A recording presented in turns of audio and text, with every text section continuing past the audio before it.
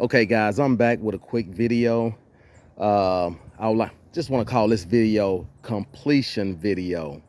All right, last time I posted a video on YouTube, it was about just about this bike and some of the things that I had done to it, to try to update it.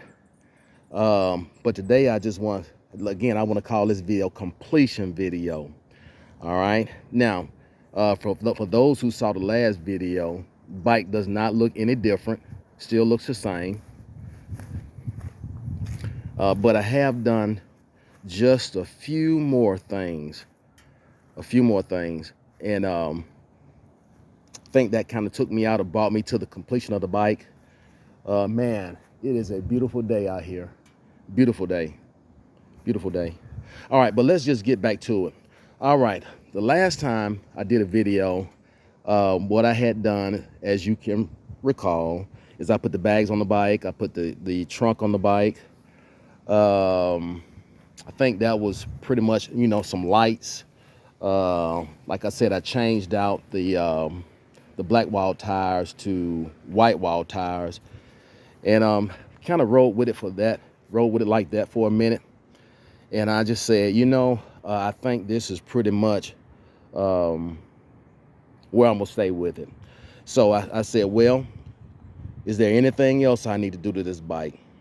And I said, well, I went ahead and changed the what do you call those? The handlebar weights, I guess that's what they call them, to keep the vibration off your hands when you're riding. I changed those out because one of them fell off, and so I just went ahead and changed those out to the karaokes, however they pronounce it. And then what I did is I went ahead and put a new clutch in the bike, put a new Barnett clutch in the bike. Aside from that, also, yeah, after I got that done, I rode it for a while, and then I noticed doing some research, they said that after about 6,000, 7,000 miles, I really can't remember, they said you need to have the valves adjusted. And after 15,000 miles, you definitely need to have them adjusted. So this bike's got about like 11,000 miles on it. So what I did is I took it back to the shop and had them to go ahead and adjust the valves on it.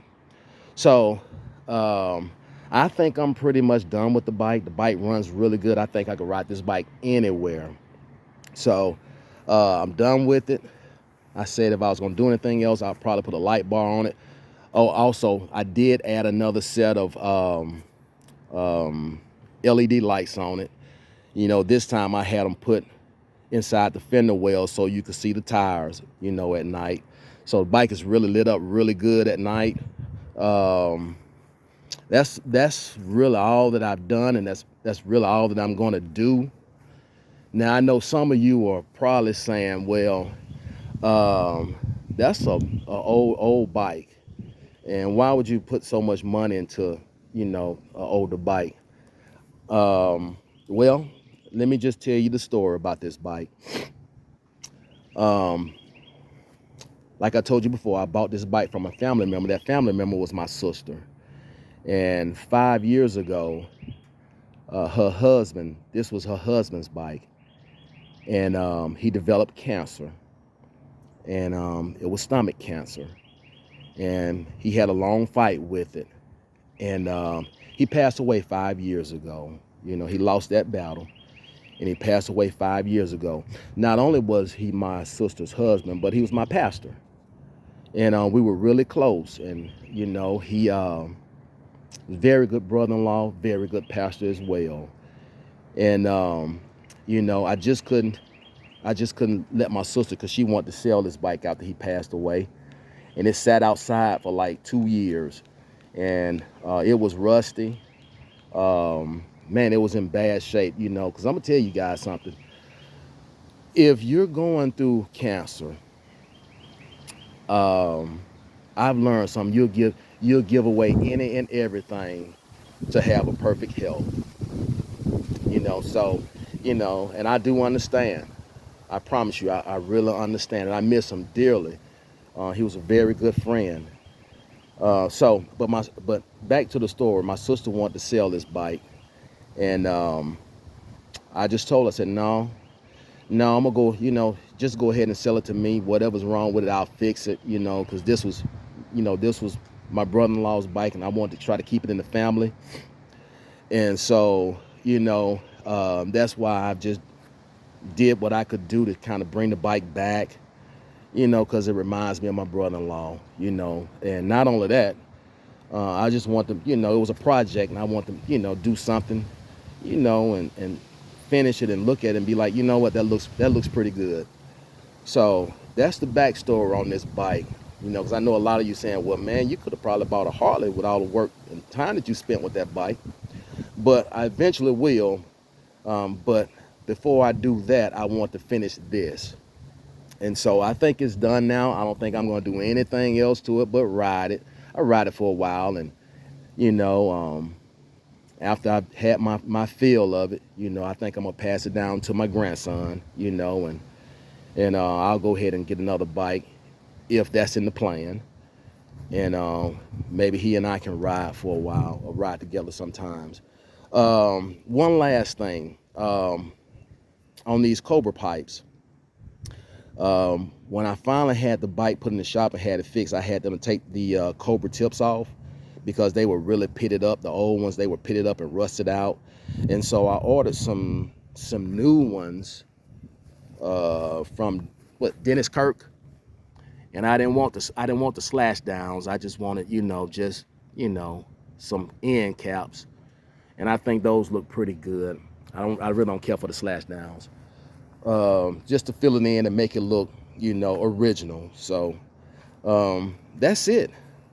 I'm done with it. It rides good. Let's see. Did I miss anything? Yeah. I also had the switches.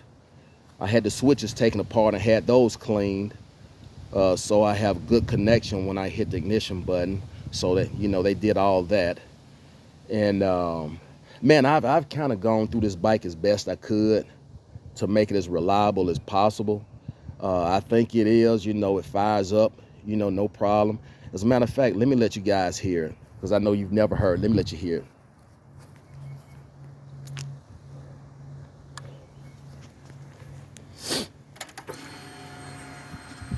It's gonna be kind of hard to do, so y'all just bear with me.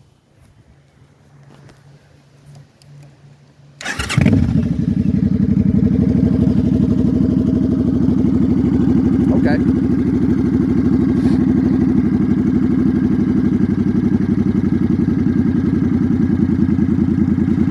Sounds good. They say once you get these bikes running like they should, they say it sounds like a storm machine, and yeah, it kind of does. So I think the bike's in real good shape. I don't have any problem with it riding anywhere. So we're pleased.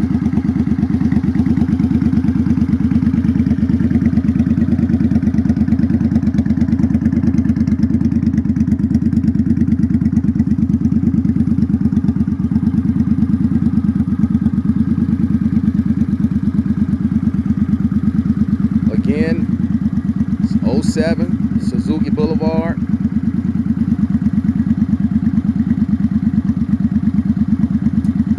And before I go, I just want to tell all the bikers out there, stay prayed up and ride safe.